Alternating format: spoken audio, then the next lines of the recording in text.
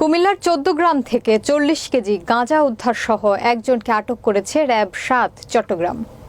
ফেনী জেলার প্রতিনিধি আলাউদ্দিন সবুজের প্রতিবেদনে থাকছে বিস্তারিত। র্যাব ৭ চট্টগ্রাম গোপন সংবাদের ভিত্তিতে জানতে পারে যে কতিপয় মাদক ব্যবসায়ী কুমিল্লা জেলার ১৪ গ্রাম থানাধীন পদুয়া বাজার এলাকায় একটি বসতবাড়িতে মাদকদ্রব্য ক্রয় বিক্রয়ের জন্য গাঁজা মজুত করছে।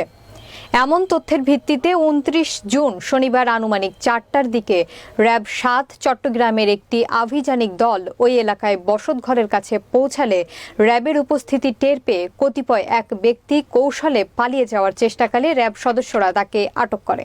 আটককৃত কুমিল্লার ১৪ গ্রামের গাঁটোরা গ্রামের মুসলিম মিয়ার ছেলে এবাদুল হক প্রকাশ ভুট্টো।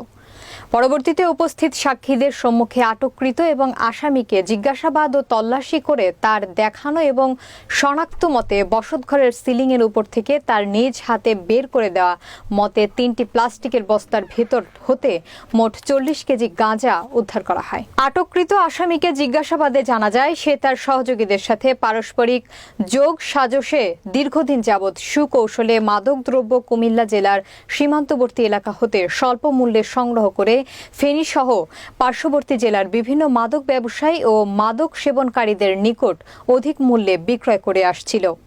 উদ্ধারকৃত মাদক দ্রব্যের আনুমানিক মূল্য ৬ লক্ষ টাকা।